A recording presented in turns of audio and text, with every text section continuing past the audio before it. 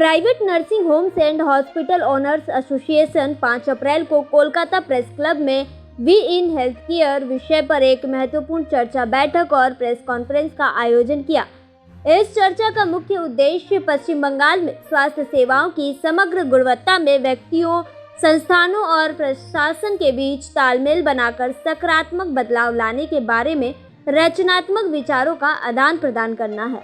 इस कार्यक्रम में राज्य के प्रसिद्ध चिकित्सक, स्वास्थ्य सेवाओं से जुड़े विभिन्न संगठन, नीति निर्माता, समाज के विभिन्न वर्गों के प्रतिनिधि और मीडिया कर्मी उपस्थित थे।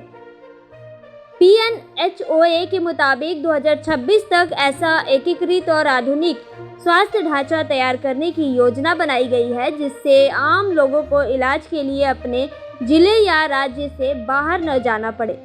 इसके अलावा आज की चर्चा में 9 और 10 मई को कोलकाता में private nursing homes and hospital owners association के राज्य सम्मेलन के बारे में भी विस्तृत से चर्चा की गई।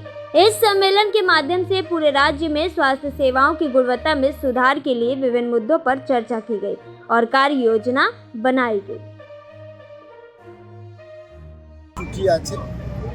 আমাদের সংশোধন হতে হবে, আমরা সংশোধন করছি।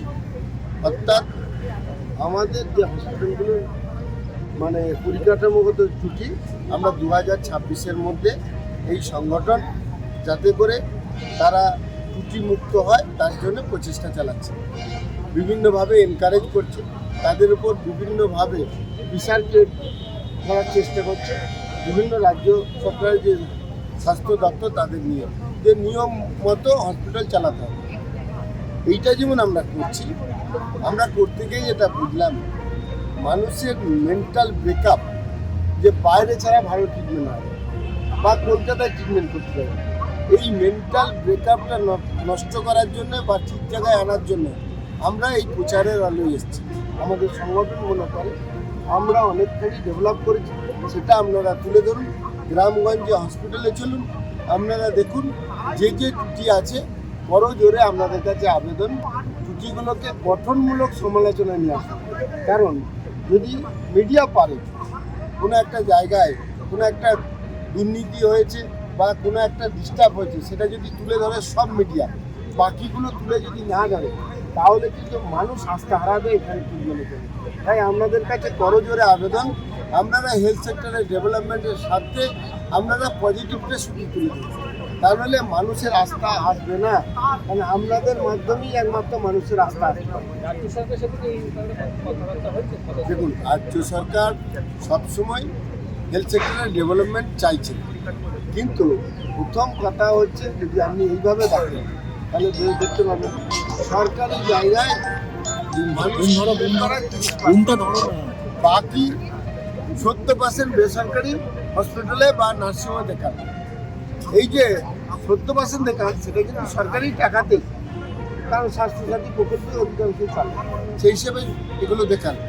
এই যে 70% আমরা যদি ইউনাইটেড হয়ে গভর্নমেন্টকে সাপোর্ট না করি তাহলে হেলথ সেক্টরের ডেভেলপমেন্ট বা মানুষ সেই সুবিধা পাবে না। সেই কারণে আমরা ইউনাইটেড হয়ে সঙ্গে সরকারের সহযোগিতা নিয়ে আমরা হেলথ সেক্টরের ডেভেলপমেন্ট করি।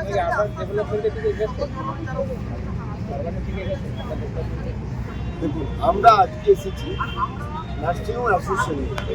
আমি আমার একটাই পরিচয় দিচ্ছি, এই অ্যাসোসিয়েশনটা তৈরি করেছি, এই অ্যাসোসিয়েশনের মধ্যে আছি। বাকি পরিচয়টা আজ থাক না, এই 4 মাস হলো এই অ্যাসোসিয়েশন।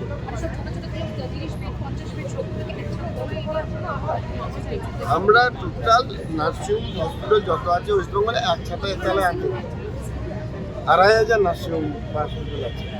আর প্রথমেই তো আমরা বললাম আর সবাই চলে আসবে না, যারা একটু দুর্বল তারা আসবে, তারা এসেছে এবং আস্তে আস্তে সবাই আসছে, ইউনাইটেড করছে।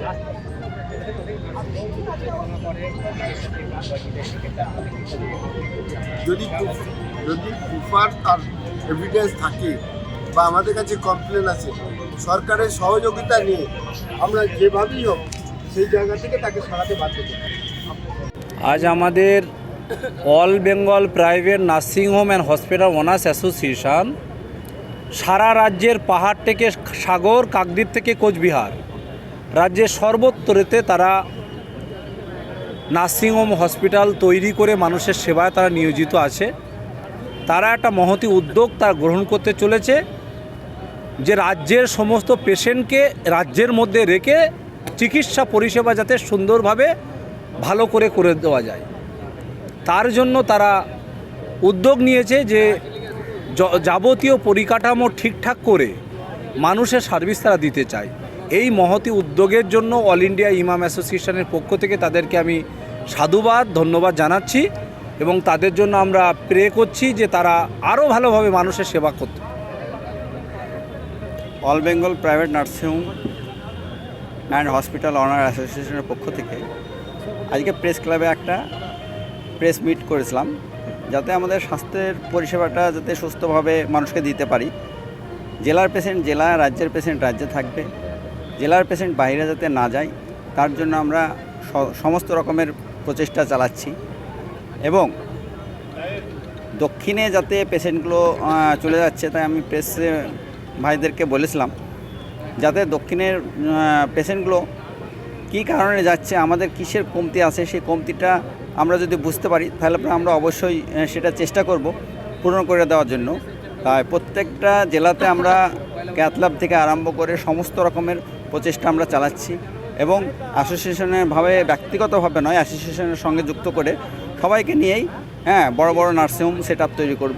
হচ্ছে টিভি দেখছে, মোবাইল ঘাটছে, ঠিক আছে, স্বাস্থ্য পরিষেবার যে এইগুলো আছে সেগুলো আমরা দিতে পারছি না, যাতে জেলাতে এগুলো দিতে পারি।